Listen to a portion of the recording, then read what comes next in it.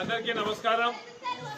ఈరోజు మన సంచర్ల అంటే నాగల్గుట్ల గ్రామ పంచాయతీకి సంబంధించి ఇక్కడికి విచ్చేసినటువంటి వైఎస్ఆర్ కాంగ్రెస్ పార్టీ నాయకులకు, కార్యకర్తలకు, అభిమానులకు అందరికీ కూడా మరొకసారి నా హృదయపూర్వక నమస్కారాలు తెలియజేస్తున్నా.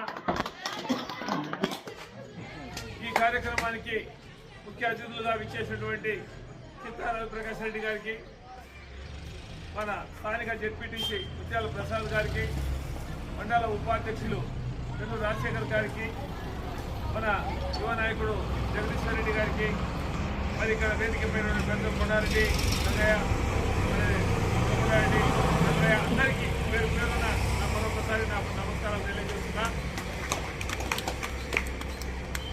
వైఎస్ఆర్ పార్టీ అధ్యక్షులు జగన్మోహన్ రెడ్డి గారు ఆదేశాల మేరకు ఈరోజు మేము ఇక్కడికి గ్రామ కమిటీలు ఏర్పాటు చేసేదానికి ఈ రచ్చబండ కార్యక్రమానికి రావడం జరిగింది. గ్రామ కమిటీలు గతంలో ఎన్నడూ లేని విధంగా ఈశ్వరి పార్టీకి ఎవరైతే కష్టపడతారో, పార్టీకి ఎవరైతే కష్టపడి పనిచేస్తారో వాళ్ళను గుర్తింపు ఇవ్వాలి. గత ఒక 5 ఏళ్లలో ప్రభుత్వంలో వచ్చినా కూడా అందరికీ సమానమే చేశారు. పార్టీకి కష్టపడి పనిచేసిన కార్యకర్తలకు, నాయకులకు గుర్తింపు లేకుండా పోయింది.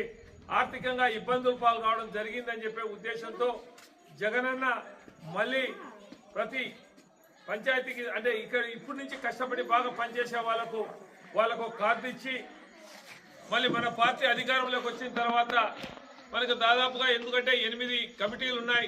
గ్రామ పంచాయతీ కమిటీ, ఒక గ్రామ కమిటీ పంచాయతీ, దీనికి ఒక కమిటీ అధ్యక్షులు, 7 మంది ప్రధాన కార్యదర్శులు, 7 మంది కార్యదర్శులు ఉంటారు. అది కాకుండా SC committee, BC committee, youth committee, విద్యార్థి కమిటీ, మహిళా కమిటీ, మరి అదేవిధంగా సోషల్ మీడియా కమిటీ, రైతు కమిటీ, ఇట్లా అన్ని కమిటీలలో 9 మంది ఒకరు అధ్యక్షులుగాను 8 మంది సభ్యులుగా ఉంటారు.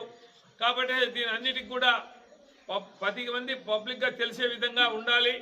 మరీ ముఖ్యంగా డబ్బుకు, మద్యానికి అమ్మడిపోయినటువంటి, నిఖర్చైనటువంటి, నిజాయితీ కలిగినటువంటి పార్టీకి కష్టపడి పనిచేసే వాళ్ళను గుర్తించి వాళ్ళను సభ్యులుగా చేర్చుకోండి అని చెప్పడం జరిగింది జగనన్న.